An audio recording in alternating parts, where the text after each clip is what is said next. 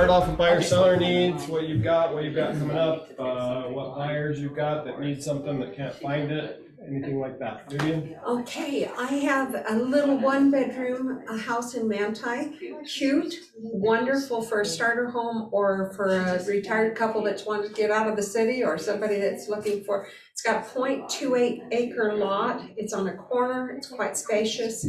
205. So it's not a bad price. Nice. Where is that? In Manti.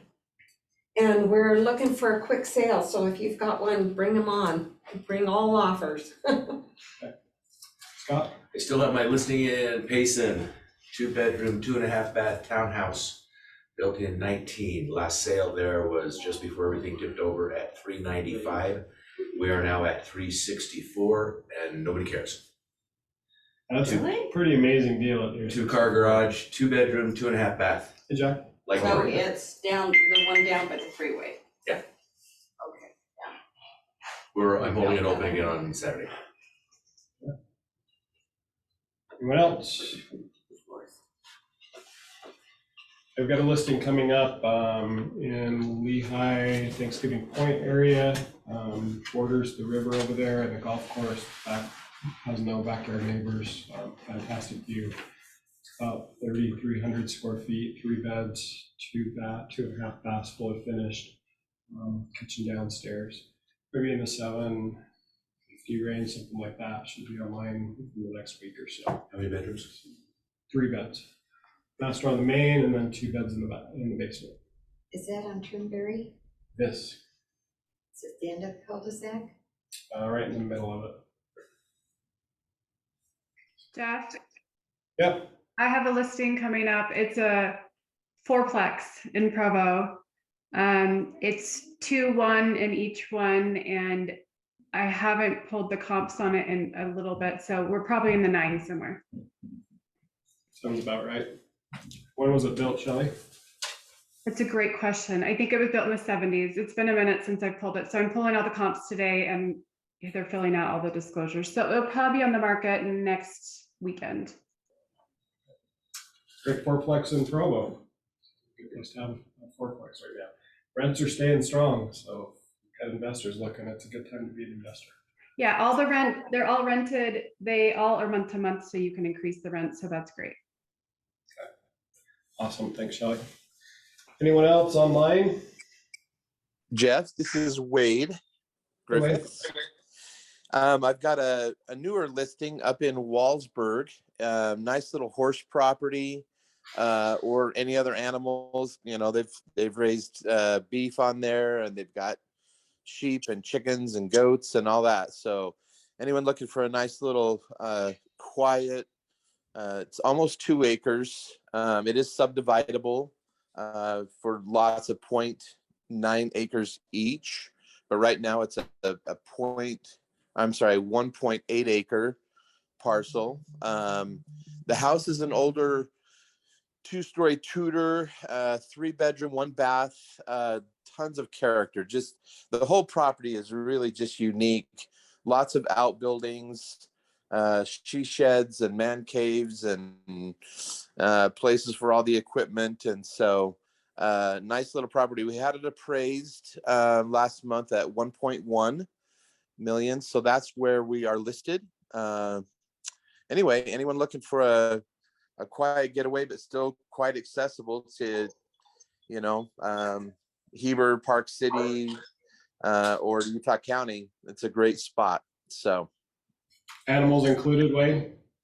No animals included on this one. Although the owners currently have allowed a neighbor to have his sheep on the property. So there are animals there now, but they belong to the neighbor. So And the neighbor's not going to throw them in? What the heck?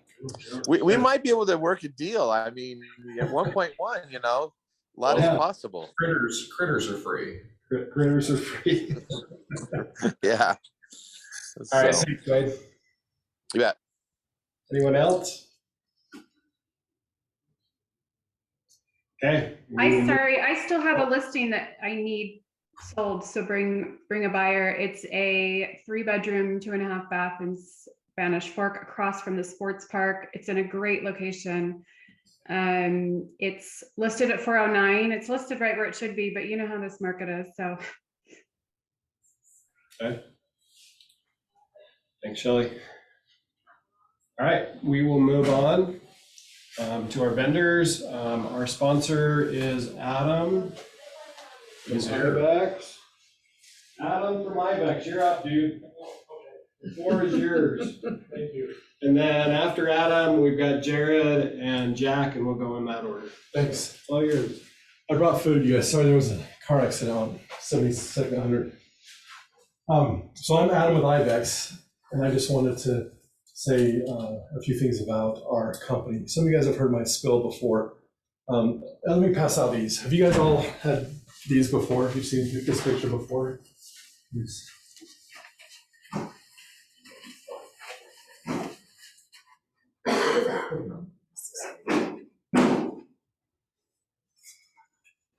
One of the coolest guys in the industry, Jack. How are you?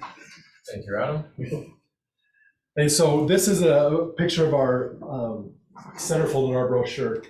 I just wanted to emphasize this real quick. This is everything that we cover in Ibex, and everything in yellow is covered 100%. So it's really easy for you to show your clients this and say, if anything in yellow breaks, they can call us. We'll come out and we'll fix it, or if we can't fix it, we'll replace it. I used to be a real estate agent, and one of the things is we'd call in and they'd say, well, this part's covered, this part's not covered, this part's covered, this isn't. But if it's in yellow, it's 100% covered. So it's real easy and real simple to understand. So I just wanted to show you this.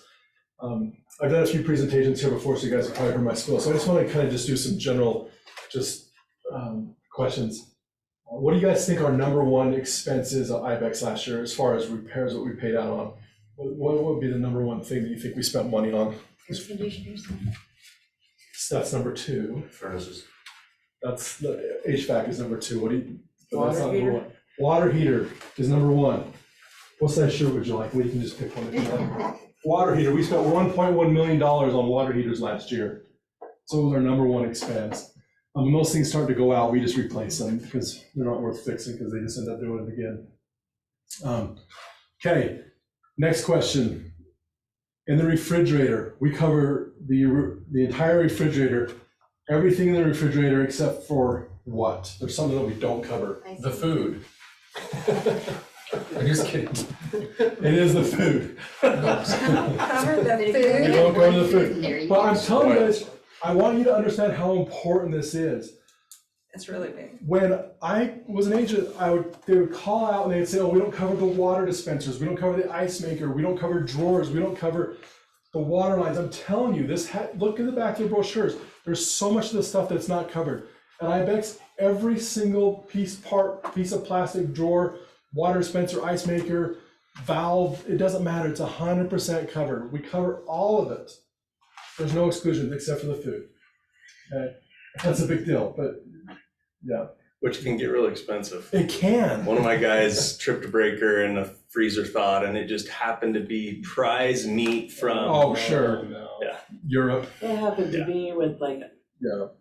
what, Omaha Steaks or something like. Okay. Yeah, something that was. $84 worth of. Yeah. So I've got a medium and a large left. So here's the next question. I'm going to give you the answers, and then you get a pick after I tell you the question. So it's either 0, 5, or 10.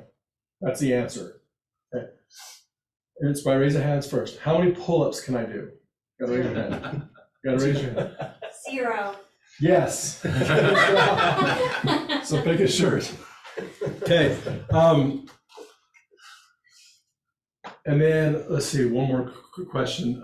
And also, just real quick, when you guys know, when we do a water heater, you guys, things like the expansion tank, drip pans, earthquake straps, and those things are typically not covered. I just want you to know those are all covered with Ibex as well too. So anyway, just one plan, $600. Okay, next question. The best broker in Utah County, raise a hand. Yeah. Oh, she got it first. If you need a bigger shirt, I've got one. Not saying that you do. I won't comment it, it's okay. Well, you were the best broker. Perfect. All right, well, if you guys have any questions, please reach out to me anytime. I brought food in there for you. Again, sorry it's a little bit late. I just got stuck on the freeway. Yeah. What's the maximum benefit out of the policy? Out of it? So each category has a cap, but I think it adds up to like 15,000 per year.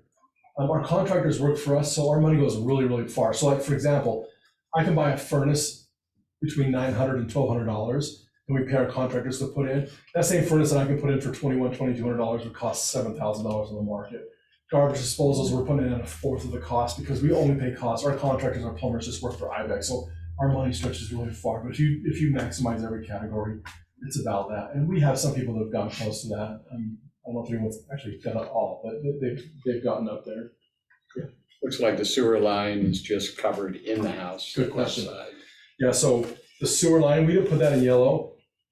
If it breaks or collapses in the yard, we don't dig up the front yard and replace it. But I don't know any home warranty company that does. But we had a hard time deciding what to do with that. I'm glad you brought it up.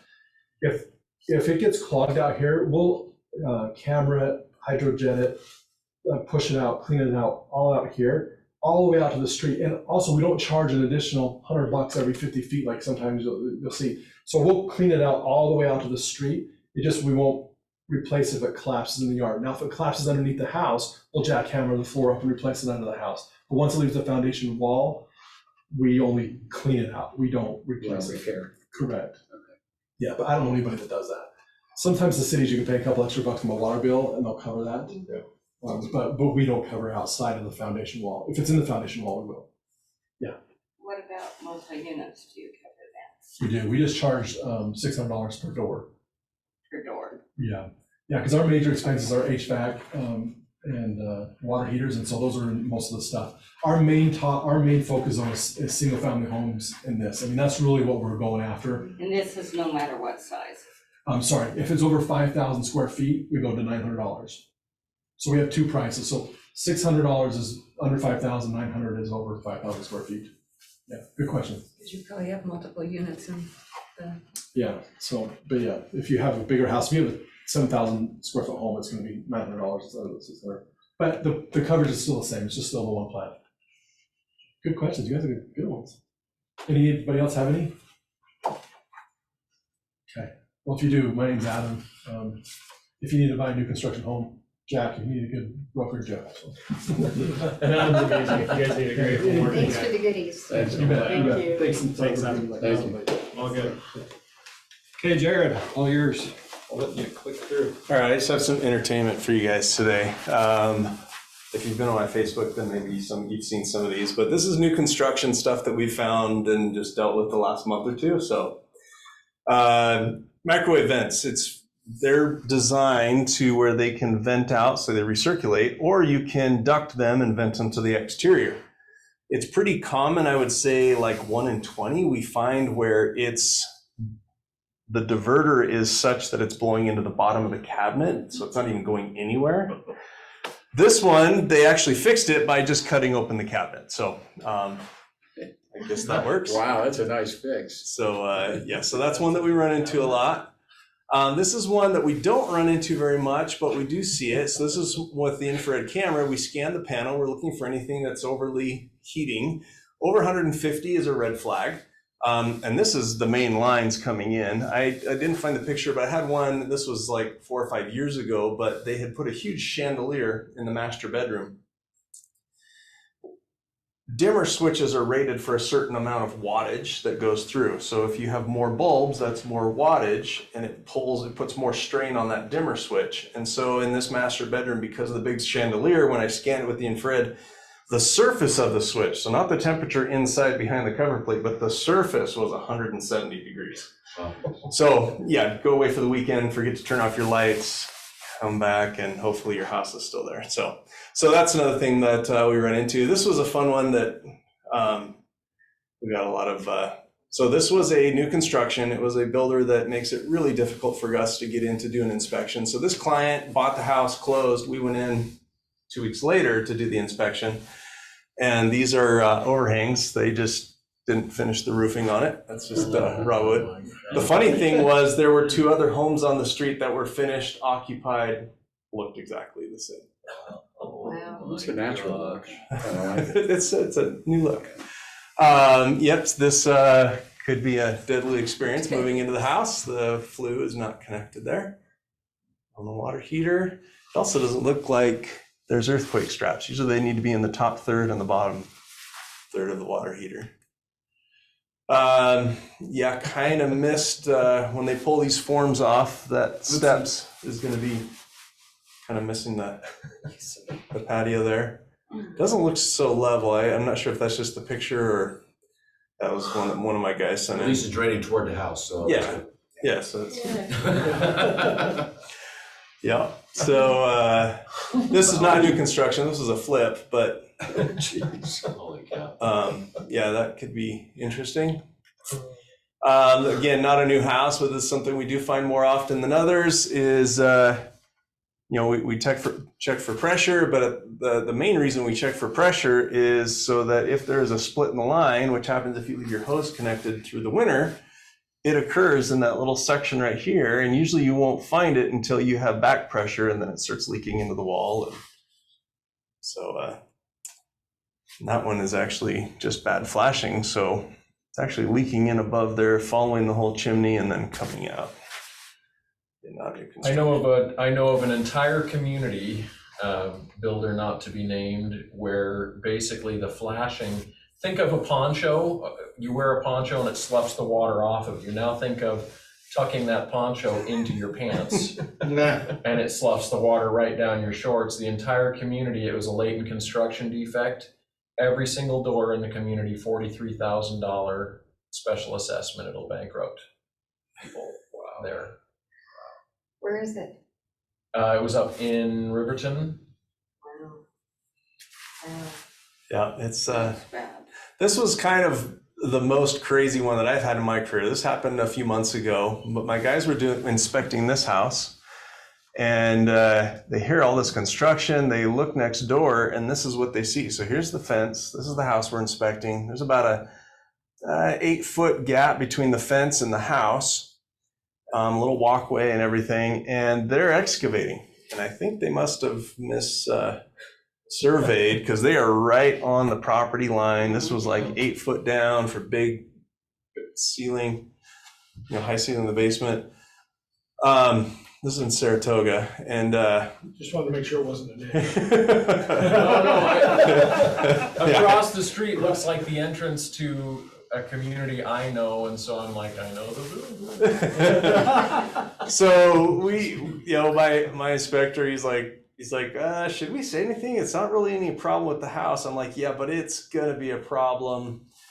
It was a brand new buyer's agent, so the buyer's agent was kind of like, oh, we don't need to worry about it. And so my inspector's like, yeah, this is a big deal. You got a 4-inch setback, what's the problem? 4-inch. Your fences.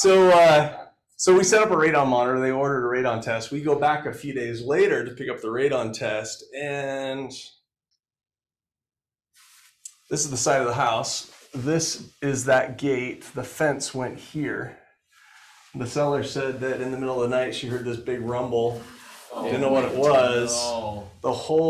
That whole section of their yard, their fence, everything fell into the, Oh, so. I didn't follow up to see what happened with the sale. This was right at the peak when you had 20 competing offers, so. Then you figure the compaction on that too. Yeah, that's gonna be major issues for this foundation, and yeah, so.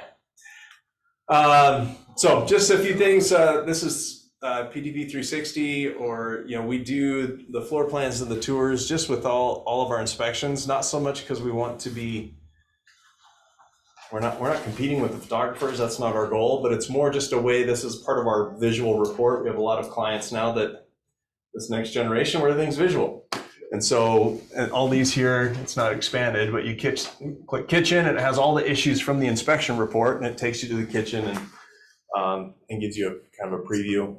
Measured floor plans come with some of our inspection packages, so that can be helpful. One of the benefits with the tours and the floor plans, it hasn't been an issue the last year for you guys, but as we get into more of a buyer's market and the buyer wants to, hey, can you go, my mother-in-law wants to see the house, and now I want, hopefully this can save you guys a little bit of a headache back and forth of, hey, you got a full tour from the inspection, you can go share it with whoever you want. So So I've got 3 guys. We cover Layton to Manti. As we get busier, we charge a little bit more for those further areas, but we've got, I'm doing one out in Strawberry Cabin on Saturday, and I've got one of my guys going to Scipio tomorrow. So Sanpete's not that far. Sanpete's not that far. It just kind of depends on if if we're slower and I'm going to take up a whole day for one inspection, or, so that's really what it comes down to. So people always ask, do you go this far? Kind of depends on how things are and how busy you are and if we can fit it in. So You charge for fishing while you're in Strawberry? I did tell him if he could make it for Saturday and make it worth my time, I'd give him a little bit of a discount. So I'm doing it on Saturday.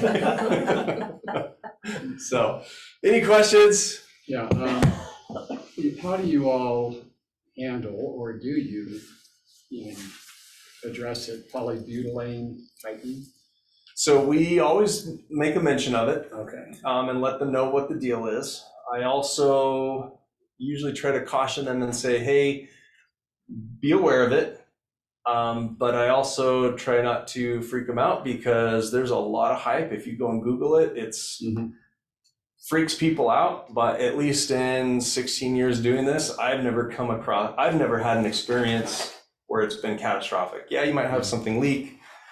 I would say the most that I'm aware of was actually on an RV that I owned that was all plumbed with polybutylene that I had to replumb the whole thing because it kept springing a leak every time we'd go on vacation. So I don't see a lot of catastrophic failures from polybutylene, but it is something that we make people aware of. And I also just tell people, look, if you have a plumber come in to do repairs, just anticipate if they are needing work, then this is going to become all of a sudden a big issue. Right. So I try to give them a heads up that way. So it does have issues. There are known issues. We're class action lawsuits. Yeah. But our real goal is to educate people. That's our main emphasis. All right, thanks. Thank you. Jack, all yours. Okay, so lots of things. Sorry, I'm putting in Jared's contact information here at Pillar to Post. Yep. You like that tour too, huh? That was fun.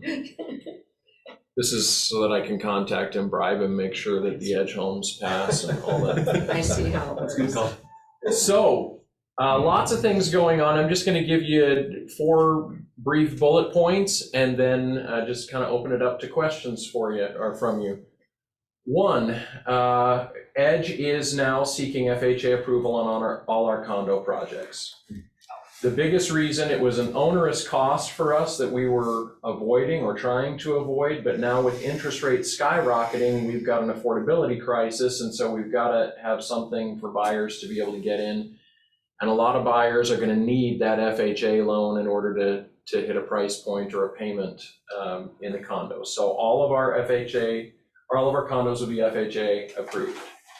Bear in mind, the unit may be done, complete, and will have to sit between 1 and 2 months as we seek approval from FHA.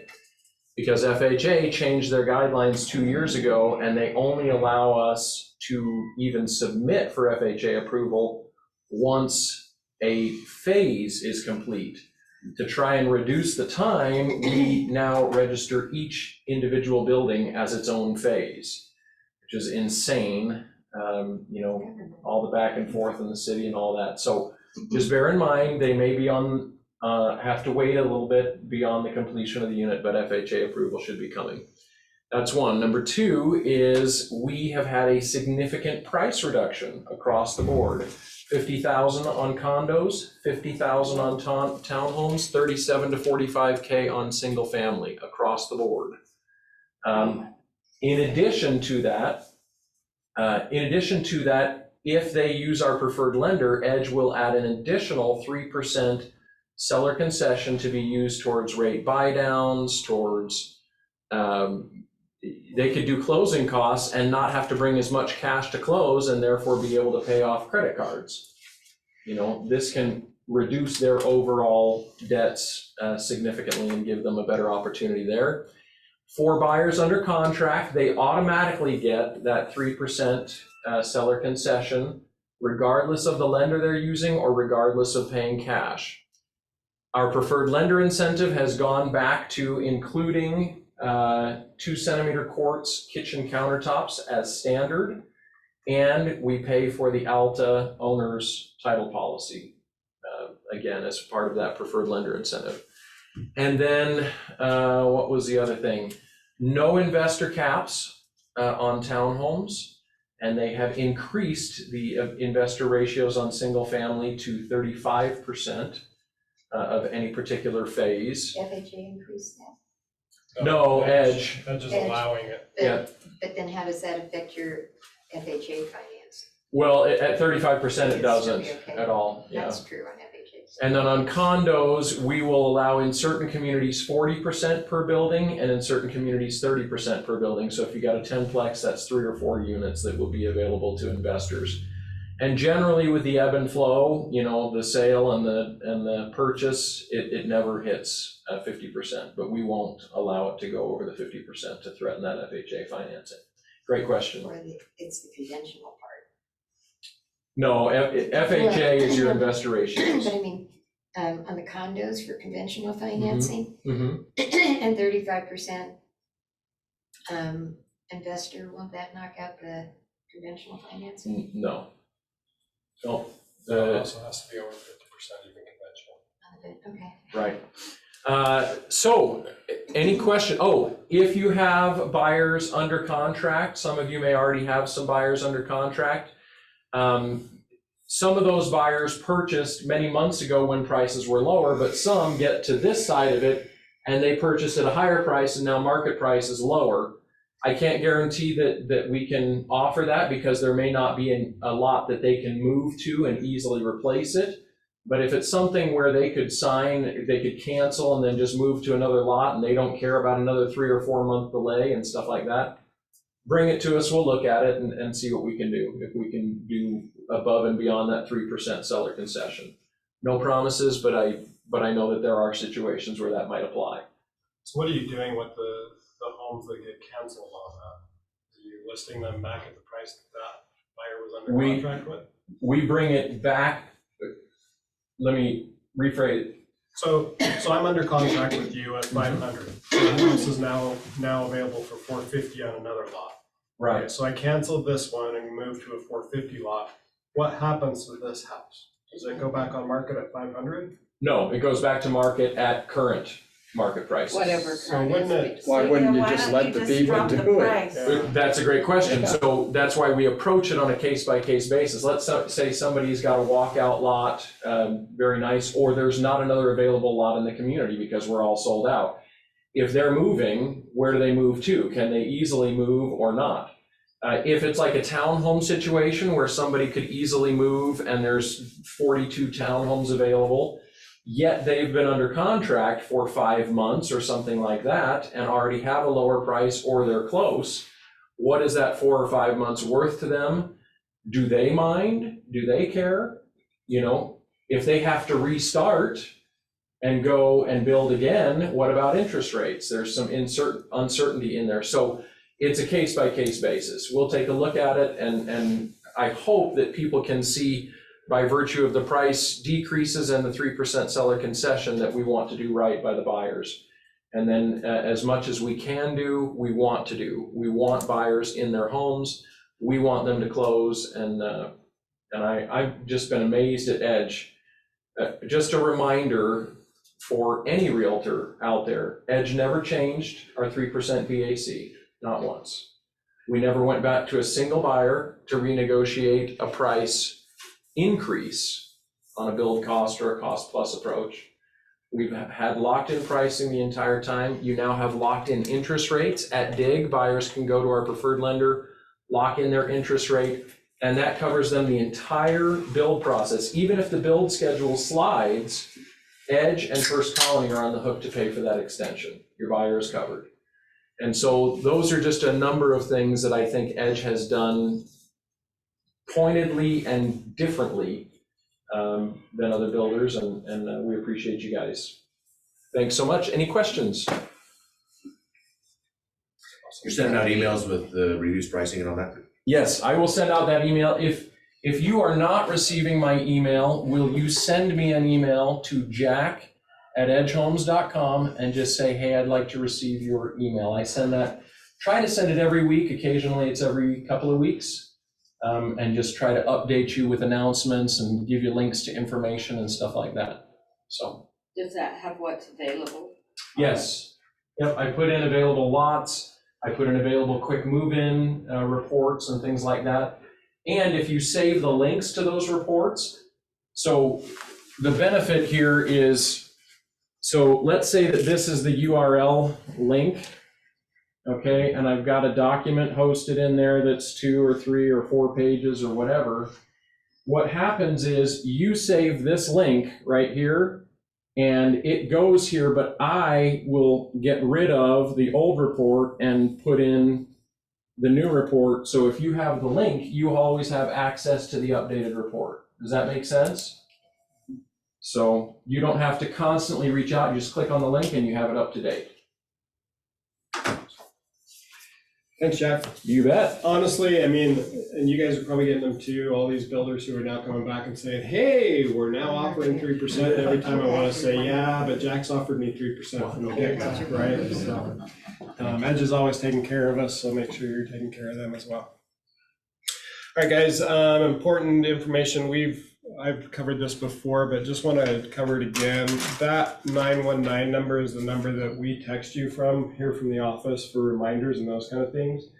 We have had a number of reports of people not getting those texts. And so I'll be sending out a text on Friday about 10 a.m., just a test one that says, hey, please respond with my phone number. If you'll just text us back or call us or email us and say, hey, I got it. It will give us some idea of the number of people who are actually getting those texts versus those who aren't. Some idea, since agents are notorious for ignoring it anyhow. But just try and respond back to us so we have some idea. I try to tell Fathom that, hey, some of these texts aren't making it to the phones, and they tell me no, they're all making it, right? And so the more information I can get to combat that, the better. So just help me out with that one. Habitat for Humanity, we just found out that this is where we'll be in Kearns. So if you have the ability to come Friday or Saturday, 9 to 3, we'd love to have you. We still need about 10 to 12 agents. So if you are able to come swing a hammer for a little while, even if you can't make it for the whole thing, we would love to have you. It's a way that we can give back to the community for all that they give us. So if you can take some time, we'd love to have you. Lunch will be provided. Encompass Lending will be catering Jimmy John's, if I remember right. So come and enjoy that. On your calendar, please put down August 23rd. We'll be having the Agent Barbecue up in Sugar House Park. It'll be at Sugar Beet Pavilion. Maya will be reaching out to each of you to give you an assignment for the potluck as you're able to RSVP. We'll provide cobbler, ice cream, burgers, and hot dogs.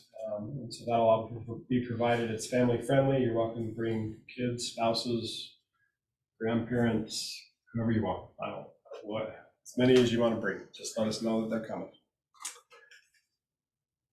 Stats. So let's go over some statistics and what's happening with the market, just to make sure you're all up to date. This is the national stats for up through July 22nd. You can see here, this is the total amount of inventory, the number of homes for sale. This is our inventory growth.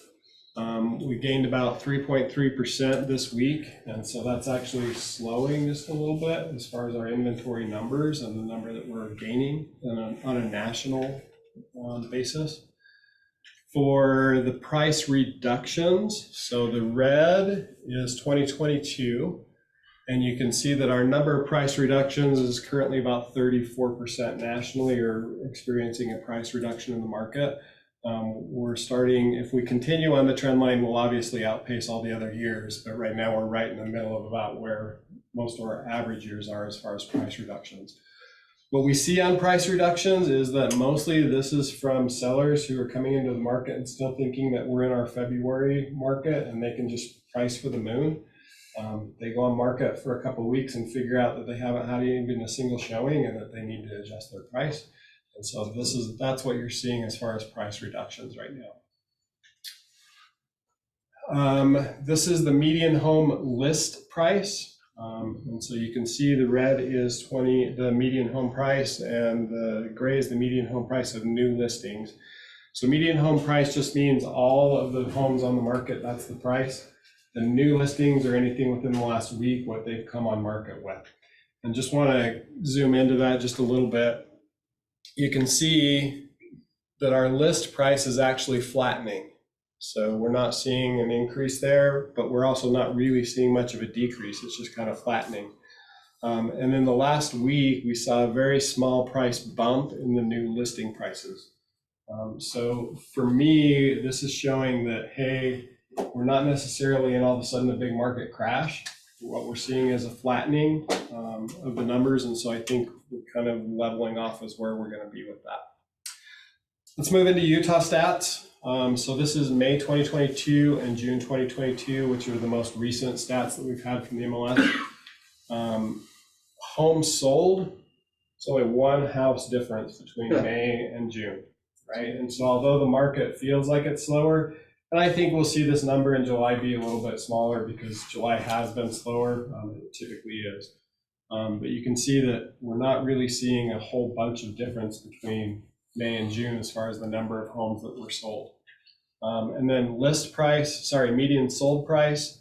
Our median sold price did dip a little bit by $4,500, not a ton, but it just kind of shows again, we're flattening out in our numbers. Price per square foot came down $5. Yeah. This is our active listings. So how many active listings we have on the MLS per day. The orange is 2021 and the purple is 2022. You can see that we were pretty much the same up until about April, and then all of a sudden we started to take off. And we're now above 9,000 active listings on the MLS. That's about quadruple where we were back in February. So we've gained a whole bunch. That said, we're not anywhere near what our normal is. In a normal market, we would be above 12,000 listings this time of year. So we're just kind of getting up to a normal pace. So last year it was where? Last year we were at just over maybe 3,000 listings active on the MLS. And right now we're at 9, so about 3 times the number that we had last year. I actually shouldn't scoff at that $5 number because a 4,000 square foot home, that's 20 grand. Pretty good number, yeah. Good price decrease. This is your under contracts. So your under contracts per day. Orange again, 2021, purple is 2022. And you can see that our under contracts have dipped. So we've seen less.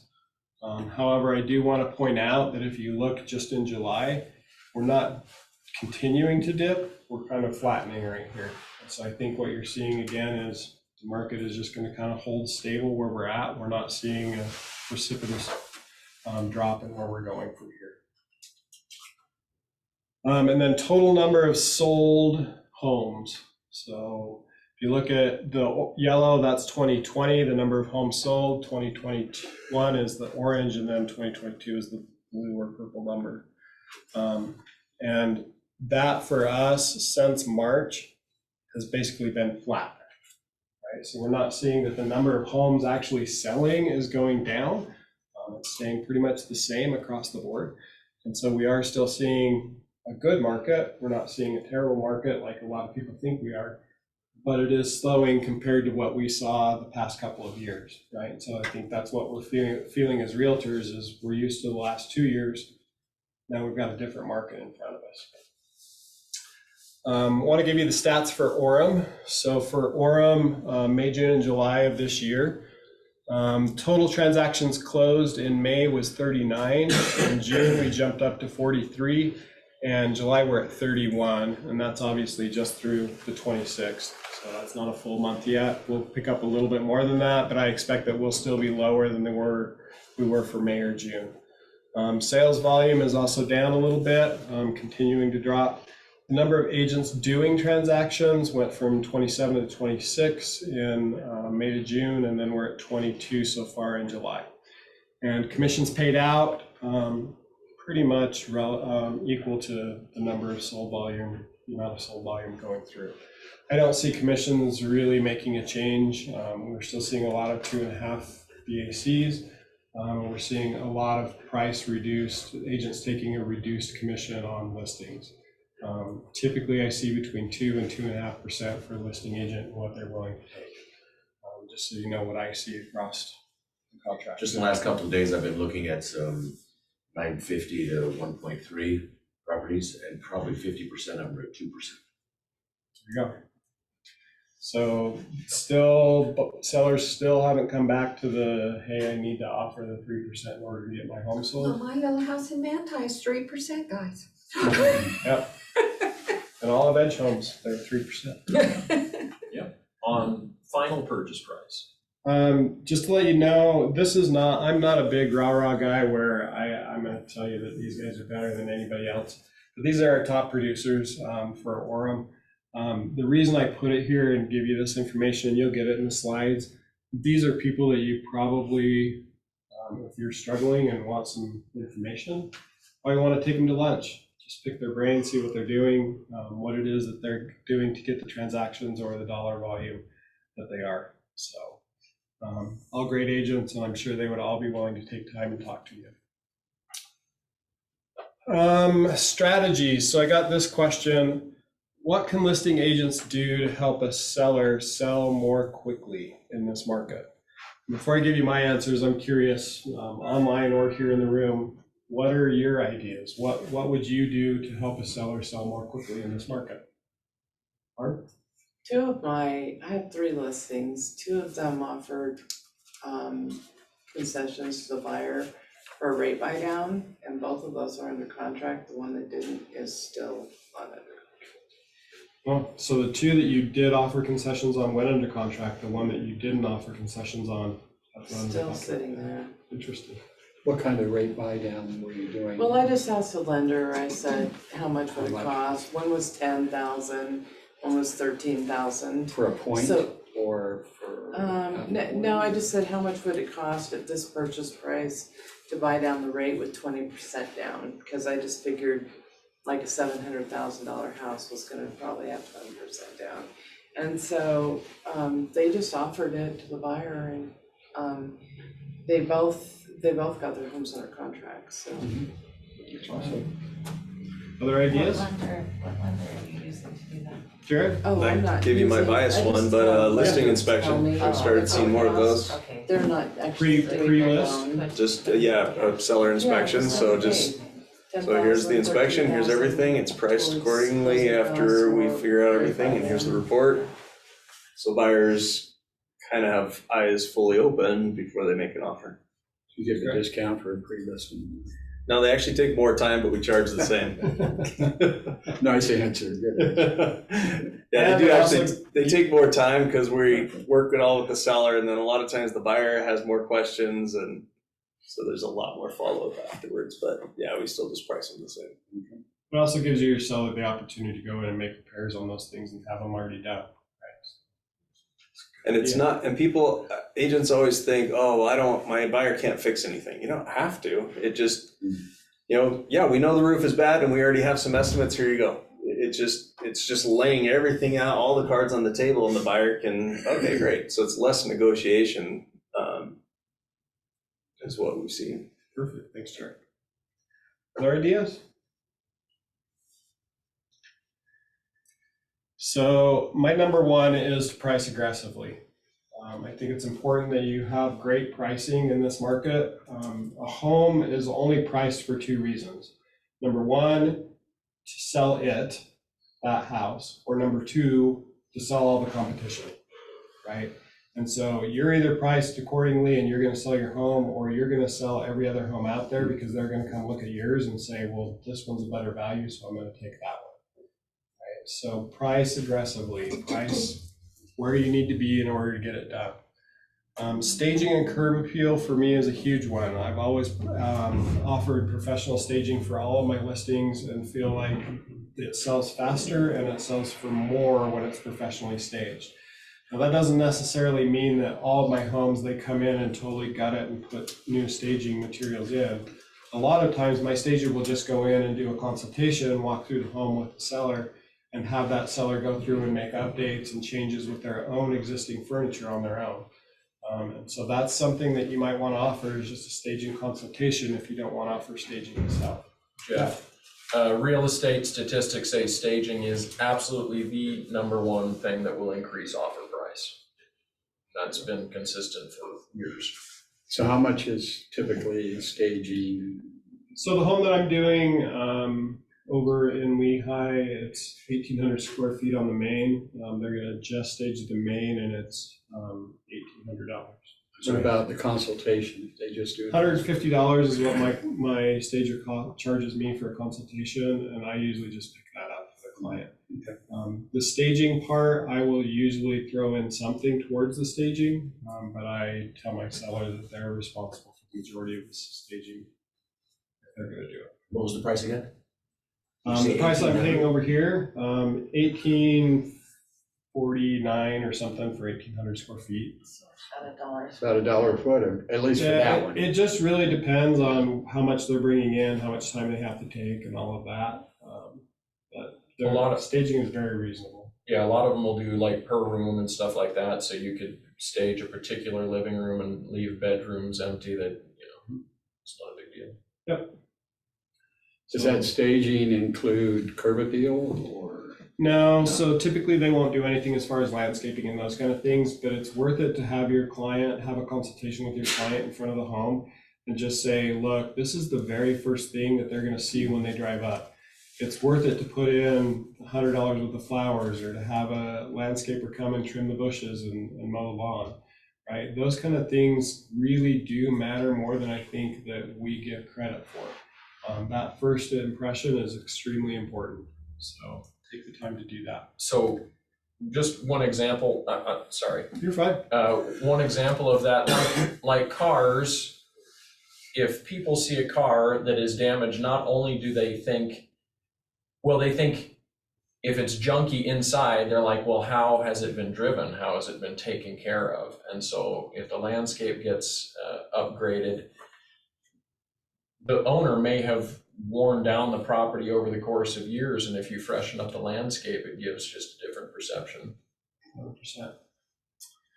100%. Like Barb said, offer buy downs and concessions, and so I think that's a big one, especially in this market. That's more important, I think, than a $10,000 price reduction. Offering $10,000 towards a buy or close or buy down, a 2-1 buy down or something like that. Very important. And last, and this doesn't necessarily help it sell more quickly, but setting valid expectations with your clients, I think, is important. They need to know that we're not in February, March, or in 2021, right? We're in a totally different market. It's moved, it's changed. And so they need to have valid expectations about what to expect on timing and pricing going into that. As far as pricing properties goes, just a reminder, this is an MLS class that's going to be coming up on August 3rd. It's pricing properties using the adjustment values that are on the MLS, and how to use those, how to put them in, all of that kind of thing. And so that'll be by Steve Perry, who's the COO of Presidio, and Ashley, I don't know how to say her last name, but she's from Remax. So they'll be going through and putting that class on. Probably well worth your time, especially if you're going to be doing listings, to make sure you're getting a good value there. Another question that I got is, I've got a stagnant listing. What can I do to reset it, reboot it, bring it back, not have it be stagnant? Any ideas? So I've got a listing, nobody's seeing it. It's just sitting there. What can I do? Peter? Open house. Okay, open. Evaluate the pictures. Maybe you need a professional photographer to come and redo it, because Yeah, professional photos and looking through the photos and taking out the ones that don't necessarily shine a good light on it and those kind of things. If you need help doing that, I'm happy to always take a look at it and make sure that you're presenting it in the best light. Other ideas? A lot of times it's price. Price, extremely important. Social media post. Okay, question on social media. And on my, my Payson listing is stagnant. It's almost 70 days now. And I've asked the clients to start talking talking about it on their social media, we're gonna hold it open and we drop the price 10,000 and we're adding the concessions. All of the above. All of the above. It'll sell or I'm gonna burn a booger down. So here's the items that I listed. Extra signage, so putting out house for sale signs and or something on a rider that says concessions available or buy down available or something like that. A lot of our traffic is people just driving by, so make sure that your signage is appropriate. A social media push, going live on Instagram or Facebook with your open is a good way to push it as well. Door knock the neighborhood, just let them know that, hey, I'm still here, I'm working it. If you guys have people that might be interested in moving into your neighborhood, we'd love to know about it. Doing mailings out to the neighborhood. And one of my favorites is doing a seller send-off party where the seller invites all the people from the neighborhood who they will be saying goodbye to, has them over for an open house type of an event. We're able to rub shoulders with them, show them the home, and hopefully garner some interest there with people that live in the neighborhood. So something that you might want to think about. Listing compliance, moving on to a different topic. So I'm taking a listing. What documents do I have to have signed before I publish on the MLS? DRS, the DRS, MLS input, Wire fraud, the wire fraud. wire fraud, seller's disclosures, did you say? Lead-based paint, yeah. Lead-based paint. So these are the 4 that are required. Lead-based paint is, if it's applicable, pre-1978. Seller disclosures do not have to be signed before you publish it to the MLS. I would tell you that it's good practice to do it, but it's not a required document, right? So before you're able to actually publicly market it, you need to have these 3 things or 4, depending on the age of the home. I'm seeing quite a few listings that don't have these done ahead of time. So make sure that you get them done, make sure that you get them signed. And then the next question is, so I've got them all signed, when do I have to have them in on IntelliAgent? 4 days? 4 days, 36 hours. 36 hours. Oh, 48 hours. I give it to Larissa. It's 48 hours. Yeah, you give it to your TC and Take she care takes of care of it. 48 hours is the time. Okay, so we've got to have those on the on IntelliAgent within 48 hours. And I do check them. I usually go in on day 4, to be really honest, and check and make sure that you've got your documents in. I need to see that you've got a signed DRS, that you've got a signed MLS input sheet. And so those things I need to know that are there so that we're in compliance with the division. You'll get a friendly reminder from me if your listing is up and I don't have those documents in IntelliAgent, because we really do need to see them and make sure that you're in compliance there. Safety. So this is one of those things where I don't want to scare anybody, but I do want to scare you, kind of a thing, right? So play a quick clip for We you. are learning new details about a vicious attack at an open house that sent a realtor to the hospital over the weekend. Dustin Holdren is now behind bars, charged with aggravated malicious wounding. Tonight, the Keller Williams founder says if her employee had not been trained in self-defense and aggressively fought for her life, she likely would not have survived. Lenora Farrington is in serious condition with multiple skull fractures after police say Dustin Holdren ambushed her inside a home near Smith Mountain Lake. She's never laid eyes on him. This was a random attack. Keller Williams operating principal Teresa Grant spoke with Farrington and says the attack was completely unexpected. She says 34-year-old Holdren showed up like any regular customer Saturday and even took a complete tour of the home. It makes absolutely no sense, but he came in and he signed in. He gave his name, he told her where he worked, and he told her about his children. Grant says Holdren left when another client arrived, but he returned later, telling Farrington he had left his phone in the basement. What changed from the minute he left until he came back, no one will ever know. That's when Farrington says he attacked her with a crescent wrench, saying he hit her over the head with that wrench up to 12 times. She is a second-degree black belt, so she is able to defend herself. No matter what he asked her to do, she did not do it. So she resisted everything that he said, and every time he would hit her. Farrington remained conscious, able to talk Holdren into leaving, lock the door, and call 911. The female that was attacked by a potential client at an open house. According to an arrest warrant, Holdren beat Farrington with the intent to maim, disfigure, disable, or kill. The warrant says Farrington suffered significant and permanent physical impairment. She was able to finally remove the blood from her face and her hair and her body today. She was able to take a shower. If she turns her head or moves too quickly, she has terrible headaches and dizziness. A GoFundMe page has been set up to help. Yes, this was June of this year, so just last month. It's something that you just need to be aware of. This is something that happens, and I can pull reports almost every month of something that happens to a realtor somewhere in the country. So you need to be aware that this is real. It happens to us, and I have no idea why the realtor community gets targeted, but we do. So some of the things to think about. Remember that the keyword red file, so you can call me or any of the brokers at any point in time and just say, hey, I'm on 123 Main Street, I need the red file for this property. That immediately alerts us that you're in trouble, and we'll get you help as soon as possible. So don't forget that keyword. Try and meet clients at the office first, especially if you don't know them. Meet them here, make an excuse to meet here. If you have to, it's a broker policy that you have to, right? And I will back you up on whatever you tell clients.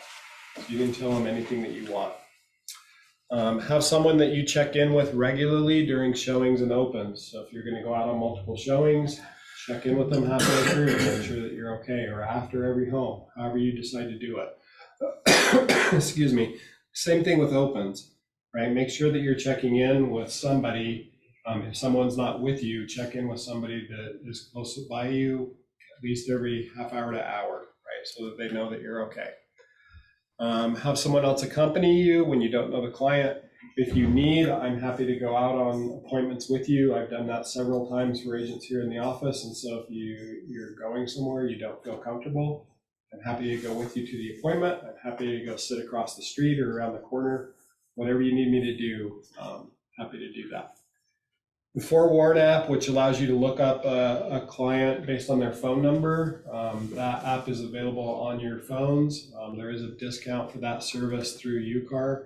I'm not sure if there's one through Salt Lake Board as well, but there is a discount available. How is everyone's experience with that? I've had a number of times it couldn't even do it. So sometimes it doesn't work, but the times that it does work, it's valuable. And then if you work in rural areas regularly, you may want to consider a mobile hotspot, something that you're able to get some cell service out, some way to text or to send a message or an email, if you regularly work in areas that don't have cell coverage. So take that into account. Safety is important, guys. Just don't forget it. I'll continue to harp on it. Okay, I clicked on terminate, so you're terminating a transaction. Somebody canceled their contract, back out of the contract, is canceling their listing or whatever. So you click on terminate in the teleagent, you answer the few questions and you click done, and it leaves your screen. I'm done, right? That's the end of it.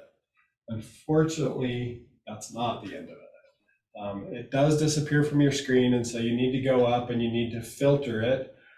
If you look under your filters, you can click on terminated transactions, and those will bring those back up for you. But we do need to have a copy of the termination of the contract, so a notice of cancellation or an ERS cancellation or whatever it is that you're doing. And then if there's earnest money involved, we need to have a copy of the earnest money refund check put into the file. We have a whole bunch of terminated files that don't have completed status on them. So take We don't need to have it if we're representing the seller, correct? The earnest money? No, Yeah. Not unless it's refunded to you or given to your seller. Okay. So, yeah. Mentors. So we have a number of new agents joining the brokerage. We've had 5 or 6 over the past month. And so if you're interested in being a mentor for them and helping them to get started in their business, I would love to talk to you and get you started in that program. For your compensation, you get 20% of their first 3 transactions. So it is worth it, something that. Do you know if the alert thing on the app for the key is to send an alert? I don't know. Because they thought that's what it was for. The super e-key? Yeah. Yeah. And I thought that's supposed to also work in rural areas. Do you know who it sends an alert to?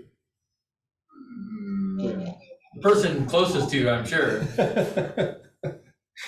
Yeah, so we probably need to test it and see. That's a good point. Yeah, push it, see what happens. Extra E&O and fees. So this is one of those things I want to cover just because we've had a couple of agents. This is something that was covered at the start of when we moved over from Fathom, but a lot of agents didn't either understand it or didn't read it. So I want to make sure that none of this is hidden, that it's not something that you're going to be surprised with, because we've had a number of agents that in the past month or so have gotten these fees and weren't aware of them. So if you're doing a limited agent deal where you're doing both sides of the transaction, there is an extra $200 that will be charged as an extra E&O fee on your transaction. So instead of $500, it will be $700. On both sides or just one? Just one side. So just one extra $200. Okay. If you're only selling your personal residence, then it's an extra $350 E&O fee. If you're buying a property for yourself, there's no extra E&O. So it's only if you're selling a property that you have interest in. If you're doing a property over $2 million, then it's $25 per $100,000 over that $2 million that you'll be charged. Happy to pay it. Yeah, if you're doing a $5 million property, you're probably not too concerned about that, right? If you're doing a BPO, it's $10. You'll get $10 taken out of the commission that you receive for the BPO. And if you get other commissions, so let's say that you're working for a seller and you do a whole bunch of work and then they decide, hey, I'm not going to list anymore, we're just going to cancel this, but I'd like to give you $500 for the time that you spent on it, right? Or whatever commission they decide. If you get that extra commission for whatever reason, there is a $95 transaction fee to Fathom that comes out of that for extra commission. If you do a referral with another Fathom agent, it's free, right?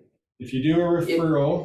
If you give a referral to somebody in another state, they help your client buy a house, the referral you get, you don't pay anything on that, right? Correct. Outgoing referrals to a Fathom agent are free. There's no transaction fee involved in that. Outgoing transactions to a non-Fathom agent is $95. Hey, Jeff, it's Deb. I had a question on that. Some of our agents charge like a transaction fee over and above the commission. So is there any more taken out for that, or is that just the same 500? Yeah, there's no additional fee for that. They get that as an extra commission amount that goes directly to them. So they'll pay under the $99 depending on where they're at with their cap. Okay, thanks. Yep. And we're coming up on an anniversary, aren't we? What date is our anniversary with Fathom? It's April. In fall? April? Yeah. April of next year? April of next year. Have we only been this much? That's been a long quarter. It's been a long 3 months. It's been a long couple of It has months. Yeah. But yeah, April 2023, anybody who moved over with iPro, it's April 2023 will be your anniversary date, and that's when you'll have an annual fee of $600 on your first transaction and your caps reset. Just a reminder, 2 important Facebook groups, and I remind you of this because I get asked all the time, hey, I've got somebody in Colorado that wants to move there. How do I find an agent there? This Facebook group, the referral group, just post on there and I guarantee you'll have a dozen agents saying, hey, I'd love to help you. So make sure you're part of that if you're looking for referrals. We've also seen a number of people looking to refer people into Utah. So if you check that regularly, you might get some business out of it. And then Utah Masterminds, this is the one where we post all of the information for just Utah. We post replays of videos, important information, all kinds of stuff there. If for some reason you haven't received, this is not a searchable, the second one is not a searchable Facebook page, it's invisible. So you have to receive an email from Georgia to join this group. If you haven't gotten that email, it's because we don't have the email address that you use for Facebook. So go to your profile, go to About and Contacts, and that will give you the email address that you use for Facebook. Give that to Georgia and she'll send you an invite for it. Both of those Facebook groups are great. Lastly, no meetings in August other than the barbecue on the 23rd. We won't be having any CE classes or team meeting in August. Give you the month off. It's typically a very, very busy month for most people. So no extra meetings in August at all. So you did mention an August 3rd meeting for the So that's an MLS meeting. MLS. Yeah, the MLS is doing their pricing webinar, and so that'll be a Zoom meeting. Yeah, I wanted to so you can sign up for that August 3rd. August 23rd is the barbecue sugar house party. Okay, questions in general? Are all the title companies now delivering our commission checks here? No. So currently that is status quo. We've been working with corporate for the last month and trying to get that resolved. As of yesterday, we still don't have an answer. So closings, we still pick up our check? Yep, just keep doing what you're doing. We're taking the liability for it. So this is what it is at this point. Yeah, we'll let you know as soon as we have a firm answer on it. Other questions?